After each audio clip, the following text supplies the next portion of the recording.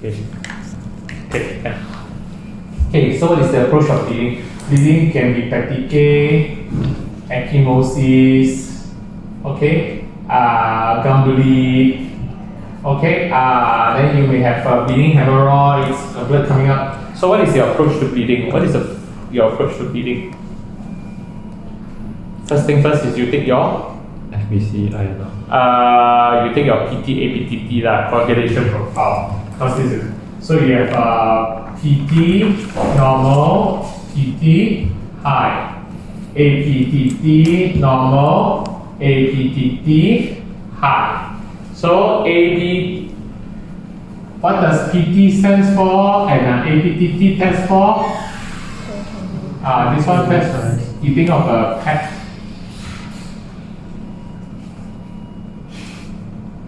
You think of a PET cat, okay, so PET extrinsic. So PT will stand for extrinsic, and then you remember RPG, C-M RPG, RP for intrinsic. Okay, APTT intrinsic, APTT extrinsic. So extrinsic is your 7, okay, intrinsic is the rest. Okay, easy to remember so far. So so you have your PT, APTT.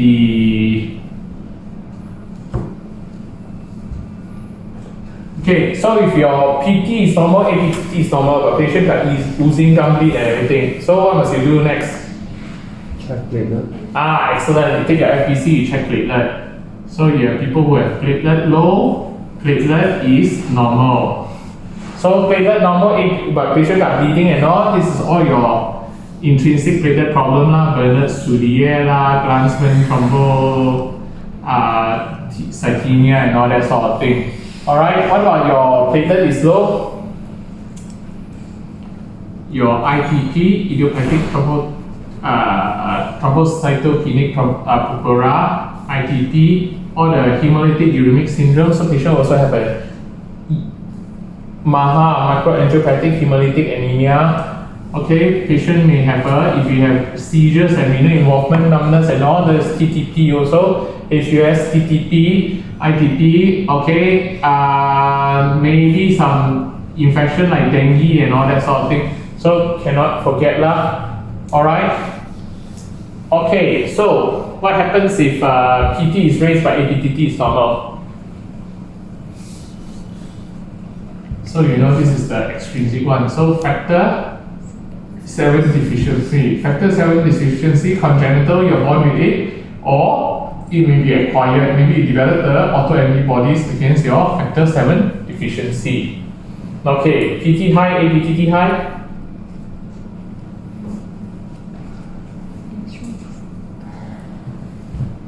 This is the common pathway, isn't it? PT high and APTT is high, so this is the common pathway. So what's the thing in common pathway? What are the factors in common pathway? Remember, 2 times 5 equals 10. So factor 2, factor 5, and factor 10. Okay, these are your common pathway. So you got factor 2, factor 5, and factor 10 deficiency. Again, congenital and acquired. Sometimes you multiple transfusion, you got multiple transfusion, then your body will develop antibodies against it. Alright? And then after that, what are the other things that can cause the PT raise and APTT raise also? So you know who's Richard Lowe? What is the short form for Richard? Dick. So Dick Lowe. Okay, Dick Lowe, DKLW. Why did I want to introduce you to DKLW? DKIW, DIBC, vitamin K deficiency, okay, liver problems, okay, we'll give you PT raise, APTT raise, and warfarin use. Warfarin overdose. Okay, so this will give you DKLW, DIBC, K deficiency, liver problems. So if the PT is high, APTT, okay, then I need to send all these things. DIBC, usually the serum fibrinogen, because it's all being used up, serum fibrinogen will be low, platelet also will be low. Okay, so DIBC is a very good massive transfusion. Why do patients after massive transfusion get DIBC? It's a consumption sort of because all your whole blood, the platelet all gone already, and all the factors all inactivated. So you get consumption sort of, and especially you're bleeding so much, especially massive bleed. So you get a consumption coagulopathy, and then you transfuse. They don't have all these things, so the patient become very prone to TIEC. Okay, ABTT increased but PT is normal. So this is your intrinsic. So what are your intrinsic ones? Factor 8, factor 9, okay, efficiency. Okay, this hemophilia A, hemophilia B, so again congenital, and again can be acquired. Okay, what other things that can give you raised ABTT? Okay, unfractionated heparin use. Okay, somehow that's why when you have unfractionated heparin infusion, use the ABTT to monitor. Alright, what is heparin? What is heparin? What chemical compound is heparin? You know that glucose is a saccharide, is a, what do you call? It's a hexose. But what is heparin? Ester. No. Protein. No, it's not protein. Alcohol. Protein is used to make aminoglycol. Glycosaminoglycan. So these are monomers, and then when you combine together, they become long chains. Then you get proteoglycan. So why do sometimes the Muslim patient don't want you to give them heparin? Come from pig. Why come from pig? Okay, so glycosaminoglycan. Where is the richest source of glycosaminoglycan? In cartilage, connective tissue lah. Okay, glycosaminoglycan is also, they call it a mucopolysaccharide, isn't it? Because they are very mucousy and all. Your mucus is actually full of glycosaminoglycan. Okay, so like, you know, you got knee pain, your uncle, aunties, what do you eat? Collagen.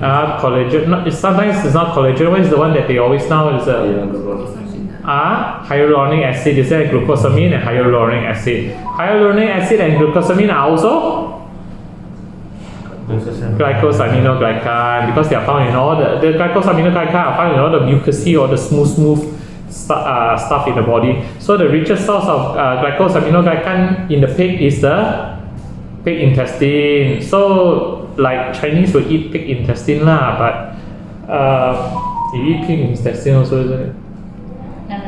Why? You should embrace that Chinese side of you and eat the pig organs. Who doesn't eat pig organs? Why you don't eat? So delicious. Huh? You must learn to eat. Okay, anyway, that's beside the point.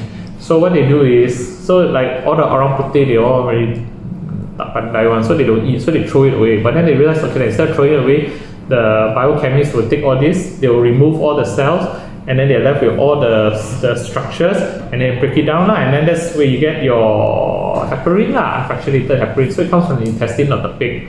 So that's why the origin is from the pig. So you must tell the auntie, ini wujud datang dari babi, must say not inject, because it's not makan, it should be okay. But some people very particular, so okay lah, you have to at least let them know. Just like before you give a patient, I forgot the colloid already. The gelatin, you know, colloid one of the gelatin, isn't it? You know where's the gelatin come from or not? Huh? Cow. So before you give it to an Indian patient, you must tell her, auntie, this one come from cow. You want or not? She's like, no. Hey, come on lah. Do you give babi to a Malay fella? You don't, isn't it? Why you give cow to Indian aunties? Don't you think they were like, if they find out what is it, it come from a cow, then don't you think they will hate you? Then how about vegetarian? Vegetarian also another one also lah. Imagine, you know, hey, this come from cow, you want or not? But most vegetarians don't mind lah. But sometimes some of them do mind. So you have to at least let them know. It's a courtesy lah. Then you find out, hey, why you give me something from cow? Oh, I hate you, Dr. Eugene. Correct or not? Okay, anyway. Someone what else can give you the your APRS, antiphospholipid syndrome. Alright, your von Willebrand diseases, all these can also cause you the raised APTT, isolated raised APTT with the normal PT. So how do you test for your APLS? Lupus anticoagulant, anti-cardiolipin. Okay, some more. Your glycoprotein protein glyco-1 beta, isn't it? So these are the ones for your APRs, to test for your APRs. But usually the history may have is associated with SLE, has history of recurrent thrombosis, has history of recurrent DVT, recurrent miscarriages. Why did the patients with APRs miscarry? Because all the baby is dependent on the vessels from the mother to survive. So if all those small vessels become thrombosed, what happened? The baby died and then miscarried.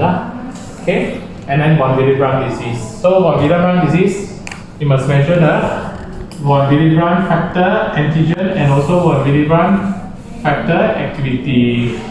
Okay, so who knows the classification of von Willebrand disease? Let's talk about von Willebrand disease. What's the first most differentiating thing for von Willebrand disease? Von Willebrand disease is actually very easy, contrary to popular perception. First, you must look at the antigen. Okay, activity to antigen. This is, so you may have 10 housemen, but if all 10 housemen are useless housemen, non-functional housemen, is equal to 0 housemen. You have 10 housemen and only 3 non-functional, 7 functional. This is equivalent to having 7 housemen. So how? Activity to antigen. So the first one classification is by activity. So if less than 30% or 0.3, this is your von Willebrand type 3. More than 70%, okay, or 0.7, this one is your type 1. Okay, the one that's 0.3 to 0.7, the in between. So this is your type 2, von Willebrand disease type 2. Okay, easy. So number of activity to antigen. Alright, 70% activity. So if it is type 1, very easy. What do? You give your desmopressin DTDAP. This one will help release more of the von Willebrand factor. So it's actually 70%, so all you need to do is get more release. Then you get the same amount of activity. Okay, so type 2, how do you differentiate the type 2? Type 2 got how many subtypes? You think of MEN B. Okay, MEN, actually not MEN-B, is MAN, MEN B. Okay, so how do you differentiate the 4 subtypes of your von Willebrand type 2? There's this antibiotic called risoceptin. So they want to try to be antibiotic, then they realize this antibiotic actually cause platelet to drop. How do you cause platelet to drop? Because it causes platelet aggregation. So it's not something you want to put in your body, isn't it? So it's still as an antibiotic, but they realize they can use it to differentiate between the subtypes of von Willebrand type 2. So what do? So they look at the risoceptin induced platelet aggregation. So if the risoceptin induced platelet aggregation is increased, that means I use a small dose only, the platelet will start aggregating. So this is von Willebrand type 2B. Okay, the one MAN, they are all reduced. That means I had to use quite a high dose before they cause the risocysteine can cause the aggregation. Then how do I differentiate MA and N? The next step is your multimeric. So you're looking at multimeric electrophoresis. Okay, if only large multimers are absent, then you are dealing with the von Willebrand type 2A. If you have all are absent, then you are dealing with the von Willebrand type 2M. But what if you are all present?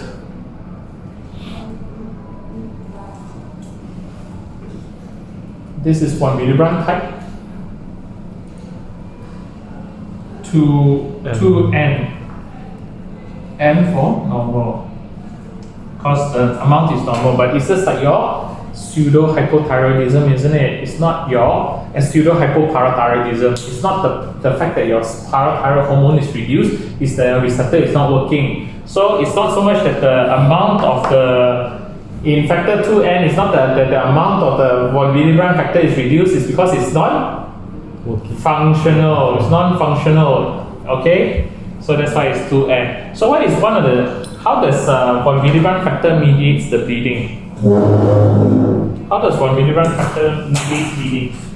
It binds with No. GP23A complex. In fact, it stabilizes your factor 8. So without von Willebrand factor, your factor 8 will break down very fast. So it seems as though you have a hemophilia, but it's not because your factor 8 is reduced production of factor 8. It is because there is no von Willebrand factor to stabilize it.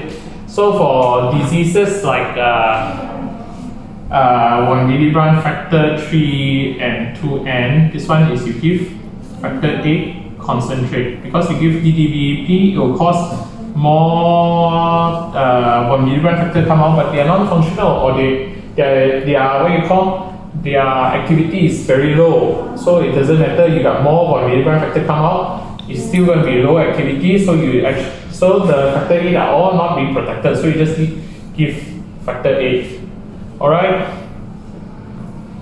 For 2B, you may also try to give some DDBP, but if it doesn't work, then you give von Willebrand factor concentrate. Okay, so for 2M, 2A also you go straight to von Willebrand factor concentrate. And if let's say you give von Willebrand factor concentrate still bleeding, settle with factor 8 concentrate. So these are all your subtypes of your von Willebrand disease. Ta-da! Easy, simple, easy peasy, isn't it? But of course, you start from bleeding up here and you see the PT, APTT. If your PT and APTT normal, look at your platelet and then look through your differentials. Okay?